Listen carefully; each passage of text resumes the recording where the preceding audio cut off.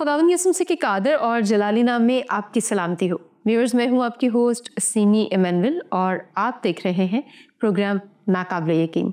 हम आपको खुशामदीद कहते हैं और हम खुशामदीद कहते हैं पास्टर साहब को भी।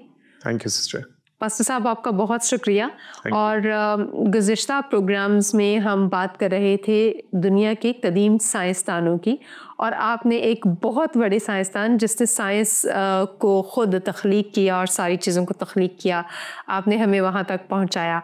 और हम ये चाहते हैं कि आपका प्रोग्राम बहुत शौक़ से देखा और सुना जाता है, तो आप बराए मेहरबानी हमें दोबारा बाकी साइंसदानों के बारे में भी बताइए, जो कदीम साइंसदान हैं उनके बारे में कुछ बताइए।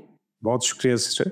हम उस अजीम तरीन साइंसदान के बेहद शुक्रगुजार हैं जिसने साइंस बनाई। यानी साइंस के माना है इल्म, जानना, नॉलेज, ये सब कुछ इसके माना है। और फिर उसके बाद जो दुनिया में कदीम तरीन साइंसदान हुए हैं या जो साइंसदान अजीम हुए हैं, हम उनके बारे में भी थोड़ा बहुत जानने की कोशिश करेंगे। और आज के दौर में बहुत से अजीम साइंसदान हैं जिनके बारे में लोग जानते हैं या हमारे नौजवान नस्ल अच्छी तरह से वाकिफ़ है। दो नाम तो बहुत मशहूर हैं, एक है आइंस्टाइन और उससे पहले है आइजैक न्यूटन। ये दोनों बहुत मशहूर साइंसदान। इसके अलावा भी और हैं, लेकिन हम जो कदीम साइंसदान हुए हैं कदीम दौर में, तो जो रिकॉर्डेड साइंसदान हैं जिनके बारे में रिकॉर्ड दुनिया में मौजूद है, उसमें सबसे कदीम नाम है इम्होटेप। इम्होटेप कदीम मिस्री दौर में 2700 कबल मसीह के ज़माने में एक शख्स हुआ है। यानी आज से 4700 साल पहले, अब्राहम के ज़माने से भी तकरीबन 600-700 बरस कबल। और ये कहा जाता है कि वो तूफ़ान नूह से भी कोई 200 साल पहले था। उस दौर में वो शख्स हुआ है और वो मिस्र में इंतहाई अहमियत का हामिल था। अब इसके नाम के जो माना है, हम उसके मतलब को जानेंगे और फिर उसके साथ उसकी शख्सियत और उसके बारे में या उसके क्या अचीवमेंट्स थी, उसने क्या क्या किरदार अदा किया, क्या क्या वो काम करता था, उसने किन किन शोबाजात में काम किया, हम इसके बारे में भी थोड़ा बहुत जानेंगे। इसके बारे में हायरोग्लिफ्स यानी कि जो खुदाइयाँ हुई हैं मिस्र में, अहराम मिस्र में और मुख्तलिफ़ जगहों पर, उनकी चट्टानों पर या गारों में या पत्थरों पर, उनसे मालूमात इकट्ठी की गई हैं। साइंसदानों ने, आर्कियोलॉजिस्ट ने इकट्ठी की।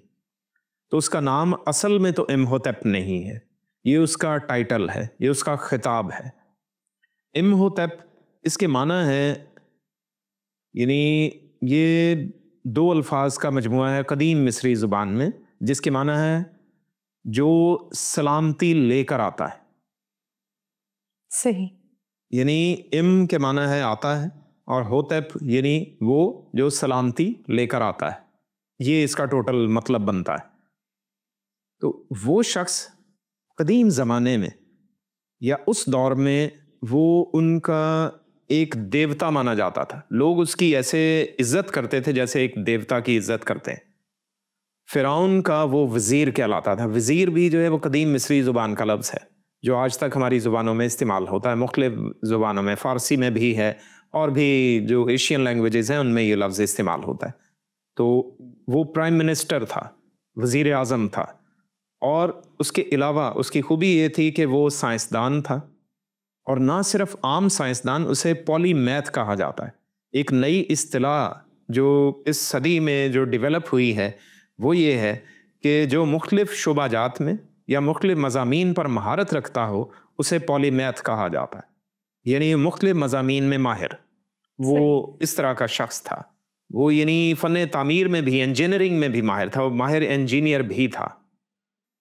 तो वो जब मेडिसिन में माहिर है तो लोग उसकी वजह से उसे गॉड ऑफ हीलिंग और मेडिसिन कहते थे। यानी तिब का और शिफा का देवता उसे मानते थे। जबरदस्त। वो रा देवता का, जो कि यानी फ़िरौन या मिस्रियों का जो देवता है रा, उसकी जो है वो उसका पुजारी भी था, पंडित भी था। और उसके अलावा वो ओसिरिस या ओसाइरिस जो उनका देवता था, उसके भी जो है वो क्या है, वो इन देवी देवताओं की पूजा भी करता था। वो इस मंदिर का भी इंचार्ज था। वो इस वजह से उसकी जो एस्ट्रोनॉमिकल नॉलेज है, यानी कि जो माहिर फल्कियात होने के नाते उसकी जो महारत थी, वो इल्म फल्कियात में बहुत थी। किसी भी पुजारी का, किसी भी मंदिर के जो बड़े पुरोहित हैं, उसका इस बारे में इल्म होना इंतहाई ज़रूरी है कि उसे जो इल्म में फल्कियात है उसमें महारत होनी चाहिए। सही। ये ज़रूरी था ताकि उसे पता हो कि सितारों की चाल कैसी है, वो देवी देवता कहाँ से आएंगे, कहाँ जाएंगे और किस वक्त आएंगे, कब जाएंगे। ये सारी मालूमात जो थी वो माहिर फल्कियात को होनी चाहिए थी। तो फिर उसे पुजारी बनाया जाता था या पंडित बनाया जाता था। तो ये सब सूरत हाल उसके साथ चलती थी। उसके अलावा उसके नाम की जो खुसूसी वजह है कि वो मुआशरे में सलामती का पैगाम लेकर आया। वो जो सलामती लेकर आता है उसके नाम का मतलब है इम्होतप, यानी सलामती का पैगंबर।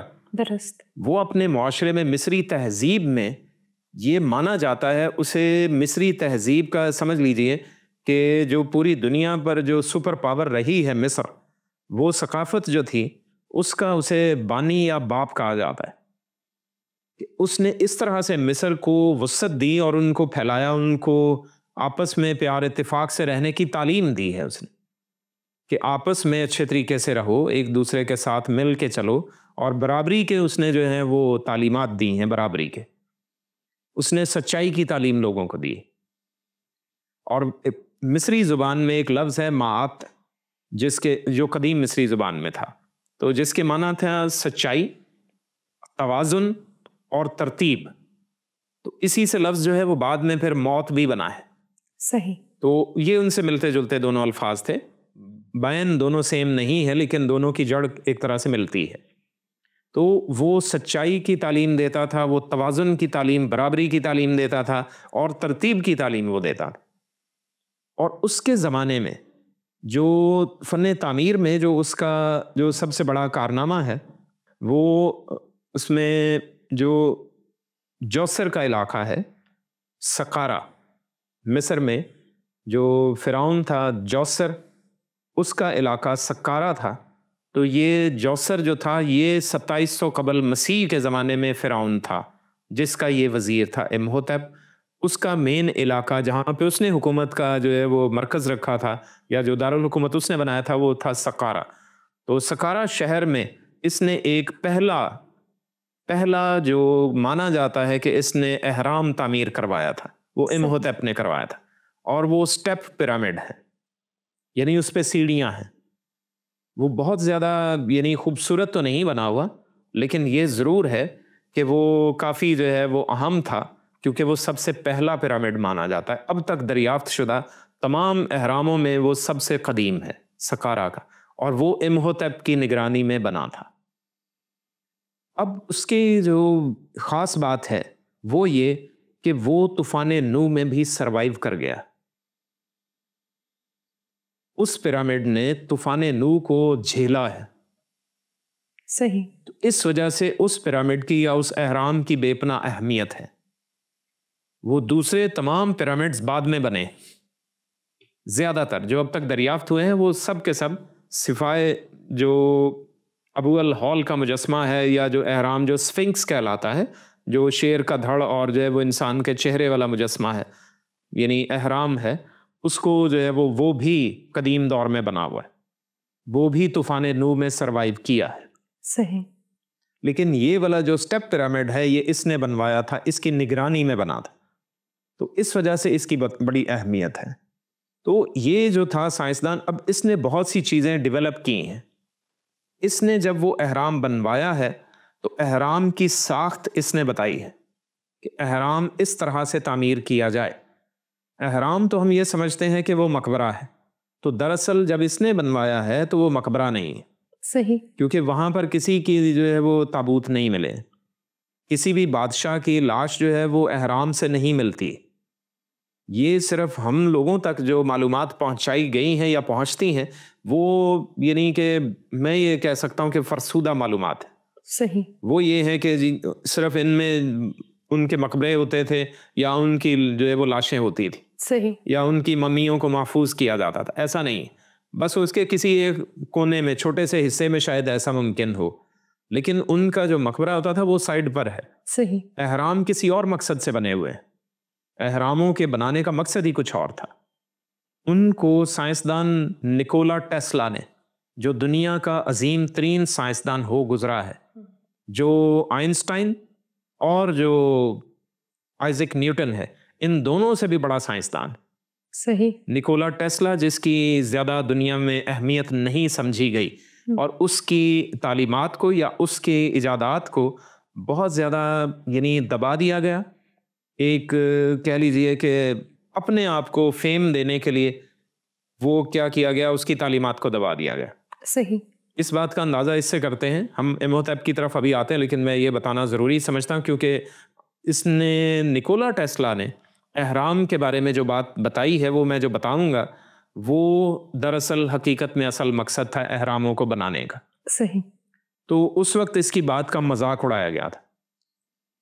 तो इसके बारे में जो आइंस्टाइन है, किसी ने पूछा कि आइंस्टाइन, आपको इंटरव्यू लेते हुए कि आप कैसा महसूस करते हैं, आप दुनिया के जीनियस तरीन इंसान हैं, यानी ज़हीन तरीन इंसान हैं, तो आप इस तरह के बारे में सोच के अपने बारे में कैसा महसूस करते हैं? तो उसने कहा कि ये सवाल आप मुझसे नहीं, ये आप दुनिया के ज़हीन तरीन इंसान निकोला टेस्ला से पूछिए। ज़बरदस्त। यानी आइंस्टाइन जो खुद यानी कि दुनिया को नए रुख देने वाला और जदीद टेक्नोलॉजी देने वाला, समझ लीजिए कि वो उसका बानी है, तो वो ये कह रहा है कि अपने दौर के अजीम तरीन साइंसदान होते हुए भी वो कह रहा है कि आप जो है वो निकोला टेस्ला से पूछें। यानी उसे उसकी अहमियत पता है। और ये आला ज़र्फ़ी भी है कि अगर बेशक ये आला ज़र्फ़ी बेशक है, लेकिन अगर इसमें सच्चाई ना होती तो वो हरगिज़ ऐसा ना कहता। दुरुस्त। अगर उसका मयार उससे कमतर होता तो वो कभी भी उसके बारे में बात ना करता। बिल्कुल। यानी एक प्राइमरी के बच्चे का जो है वो मयार अगर हम जो है वो उसको पीएचडी वाले से करें तो या उनका मुकाबला करें, तो ऐसा तो सिर्फ जो है वो हौसला अफजाई के लिए किया जा सकता है, वैसे तो नहीं किया जाएगा। यानी उसकी रिसर्च के मामले में वो बात कहता है। बिल्कुल सही। तो इस वजह से अब निकोला टेस्ला ने ये बताया था, मैं उसकी सिर्फ छोटी सी बात करूंगा कि उसने ये बताया था कि अहराम जो हैं, जितने भी अहराम हैं, ये मकबरे नहीं हैं, इनमें तवानाई के ज़ख़ीरे हैं। ये ज़मीन से तवानाई इकट्ठी करके हमें पावर हाउस के तौर पे ये पावर हाउसेज हैं। सही। हम इनसे मुफ्त तवानाई हासिल कर सकते हैं। मुफ्त तवानाई यानी मुफ्त बिजली फराहम की जा सकती। ये निकोला टेस्ला का मेन पर्पस था। सही। जिस वजह से अब तारें बनाने वाले, बल्ब बनाने वाले और जो है वो बिजली की कीमतें लगाकर फराहम करने वाले लोगों को या जितने भी माहिरीन थे उस दौर के, उनको ये बात कैसे हजम हो सकती थी कि मोटा पैसा बनाने के बजाय हम क्या हैं, मुफ्त में बिजली लोगों को देना शुरू कर दें। दुरुस्त। और ना सिर्फ ये, उसने ये भी कहा था कि बगैर तारों के मुफ्त बिजली फराहम की जा सकती। सही। तो अब सोचिए कि मैं तारों से जो सारे काम आज तक कर रहा हूँ, वो 150 साल पहले जो है वो निकोला टेस्ला ये कह रहा है कि हम मुफ्त में और जो है वो बगैर तारों के कर सकते हैं। तो उससे बड़ा साइंसदान कौन होगा? बिल्कुल सही। तो ये बात साइंटिस्ट को ये मालूम है, लेकिन ये बात मैंने कहा कि जैसे फरसूदा मालूमात हैं, शायद ये बात जैसे मैं ओपन कर रहा हूँ तो जो है मैं ऑन एयर बात कर रहा हूँ, तो पता नहीं इस पर भी क्या कदगन लग सकता है, लेकिन ये बात ऐसे ही है। बहुत से लोगों ने इस बारे में ये हकायक बयान किए होंगे। तो इस वजह से ये चीज़ जो थी, जो इम्होटेप ने जब ये एहराम बनवाया है तो वो इसी गर्ज से बनवाया था कि वो क्या है, तवानाई को ज़ख़ीरा करके उसका फ्लो यानी उसको लोगों तक पहुंचाना चाहता था इम्होटेप। और उसका इस्तेमाल वो करते थे अपने मंदिर में, बहुत सी जो रस्मात या उनके जो रिवाज थे उसके मुताबिक कई चीज़ें वो करने में या अपनी रस्में पूरी करने के लिए वो उस तवानाई का इस्तेमाल करता था इम्होटेप।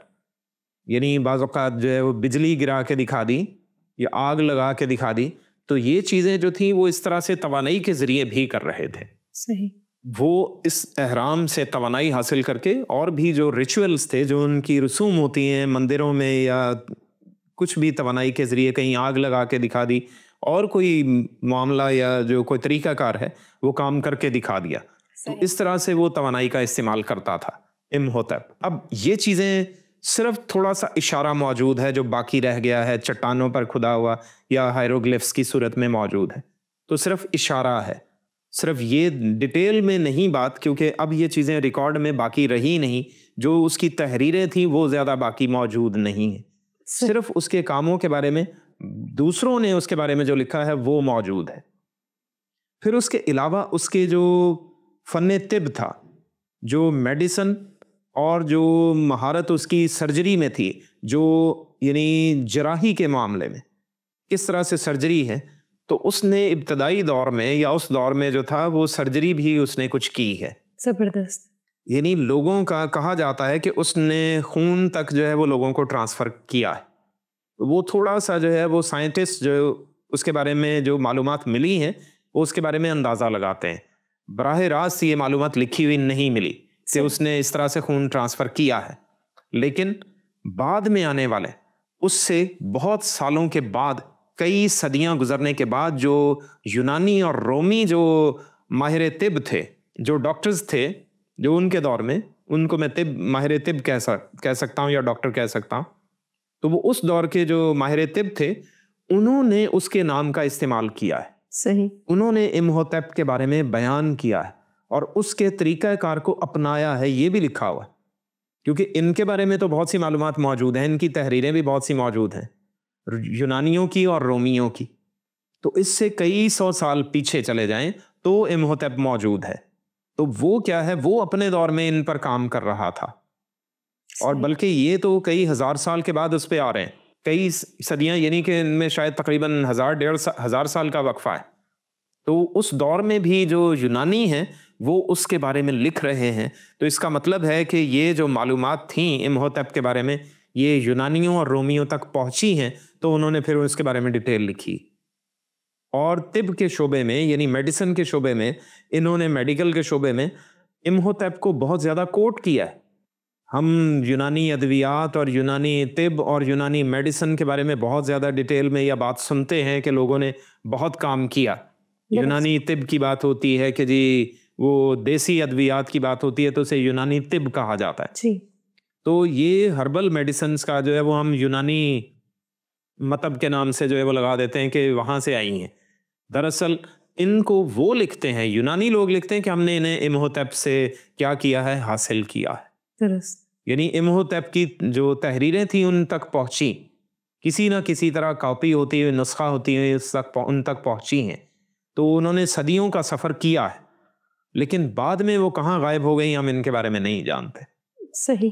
तो इस वजह से अब वो जिस तरह से वो बताते हैं उससे पता चलता है कि वो खून भी लोगों में मुंतकिल किया करता था। किसी को खून की ज़रूरत है तो वो उनको खून भी लगाया करता था।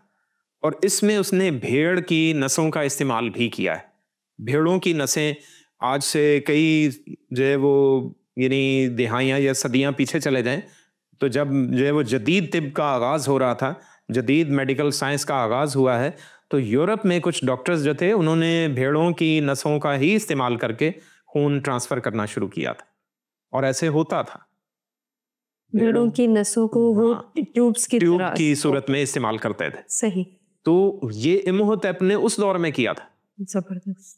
तो और फिर वो सुइयों का भी जो है वो काम करता था, यानी सुइयों के जरिए लोगों को, जख्मों को सिलाई भी करता था। तो ये चीजें अब उसको जो है वो देखें कि उसकी सोच किस लेवल तक थी। फिर उसका जो है वो इससे इंटरेस्टिंग हिस्सा वो ये है कि वो काफ़ी ज़्यादा केनान की सरजमीन के इर्द गिर्द जो था, मेसोपोटामिया के इर्द गिर्द, वो उसका जो है वो बहुत ज़्यादा आना जाना, या वहाँ पे उसके साथ जो है वो किसी के साथ उसका कनेक्शन काफ़ी ज़्यादा था। सही। ठीक है, इसके बारे में थोड़ा सा इशारा जो है वो मौजूद है। तो जब मैं इसके बारे में थोड़ा सा जो है वो स्टडी कर रहा था, रिसर्च कर रहा था, तो मुझे पता चला कि ये कुछ ज़माना जो है वो हमें मिलता है। तो ये पता चलता है कि तकरीबन ये हनूक के दौर में जो है वो ये मौजूद था। सही। जो बाइबली जो एक शख्सियत है और जो है वो बहुत ही अहम शख्सियत मानी जाती है, दुरुस्त। और ऐसी हस्ती है कि जो जिंदा आसमान पर उठाई गई। जी। और फिर उसके बाद ये है कि उसकी तालीमात के बारे में बहुत डिटेल मौजूद है कि लोग जो हैं वो उसकी तालीमात पर बहुत ज़्यादा अमल करते थे। और ये भी शवाहिद मौजूद हैं डेड सी स्क्रोल्स में, जो वादी कुमरान के तुमार हैं, वहाँ पर ये शवाहिद मौजूद हैं कि लोग जो थे इंडिया से हनूक के पास तालीम हासिल करने जाया करते थे। जबरदस्त। तो यहाँ के लोग भी जो थे वहाँ ट्रैवल करके उससे सीखने जाया करते थे। यानी वो कितना बड़ा माहिर होगा। अब इसके बारे में भी एक खास चीज थी कि हनूक जो था ये भी लोगों को सच्चाई की तालीम देता था। सही। उसे उस दौर में हनूक की किताब जब हम पढ़ते हैं, जो हनूक की किताब है जो यानी एक्स्ट्रा बिब्लिकल सोर्स है, जी। तो उससे पहली किताब, ना दूसरी और तीसरी, मैं उनकी बात नहीं कर रहा, पहली किताब के ताल्लुक से, तो उसमें उसके मुताबिक ये है कि हनूक को खुदा का कातिब लोग कहते थे, कि खुदा उससे बातें करता है और वो कुछ बातों को लिखता है। सही। तो वो उसे कातिब भी कहते थे, स्क्राइब ऑफ गॉड। ग्रेट। ठीक है। उसके अलावा हनूक लफ्ज के माना जो है वो है रोशनी और तालीम। जबरदस्त। सही। यानी वो शख्स जो था वो रोशनी की तालीम देता था। लोग उससे हिकमत और दानाई सीखने जाते थे। ये उसके बारे में मशहूर है ये बात, और ऐसा ही था। बहुत से लोग जो थे वो उससे तालीम हासिल करने जाते थे।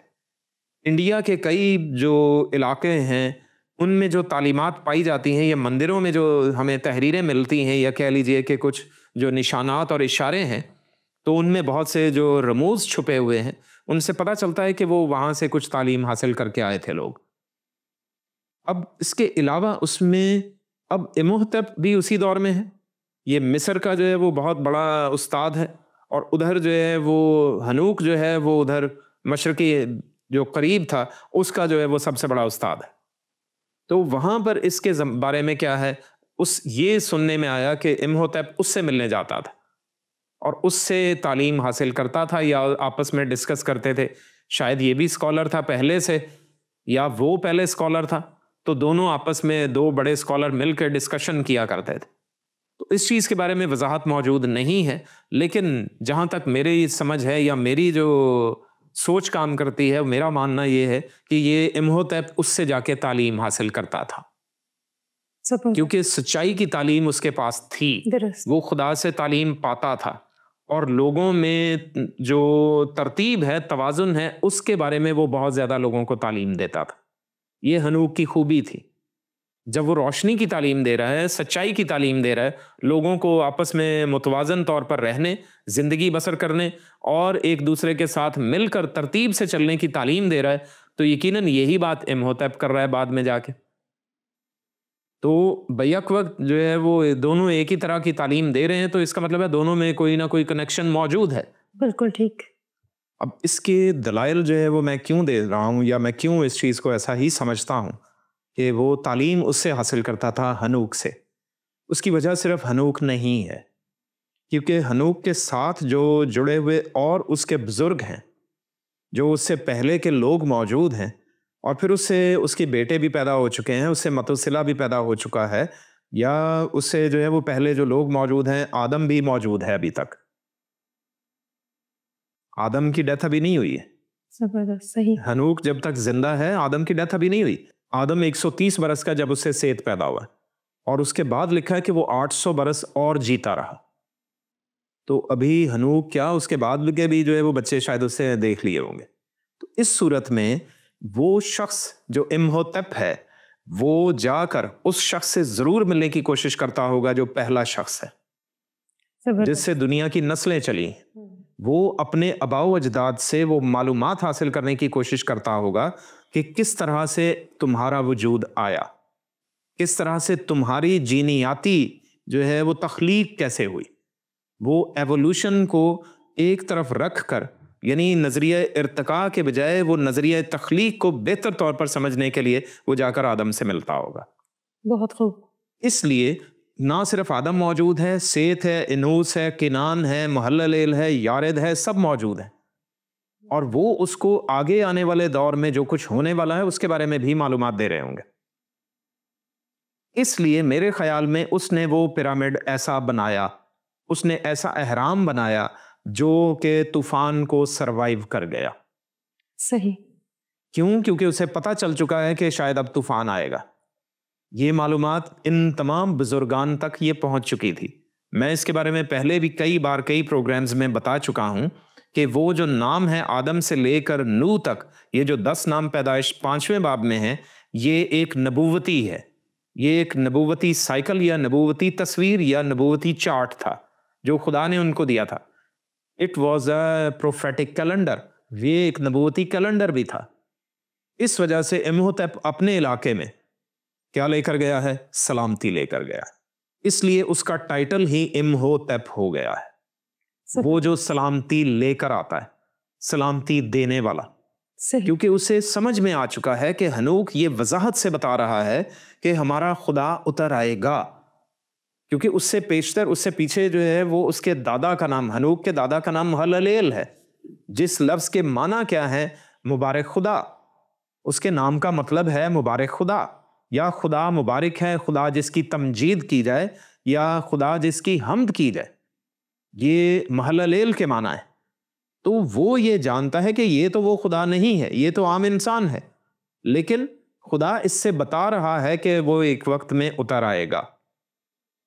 यारिद यानी कि उतर आना, वारिद होना, जाहिर हो जाना। तो वो उतर आएगा और नूर की तालीम देगा। इसलिए हनूक का नाम नूर है, उसके नाम के माना नूर भी है और तालीम भी है, टीचिंग और लाइट। तो इस वजह से वो इससे पूछता है कि वो कैसे और कब उतर आएगा। इसलिए इम्होटेप के पास ये मालूमात बहुत ज्यादा है, ये खुदा से बहुत कुछ सीखता है। हनूक, इसने वॉचर्स के बारे में बहुत कुछ सीखा है, जो हम हनूक की किताब में पढ़ते हैं, जो गिराए गए फरिश्ते और उनका सारा मामला था, उसके बारे में भी हम पढ़ते हैं।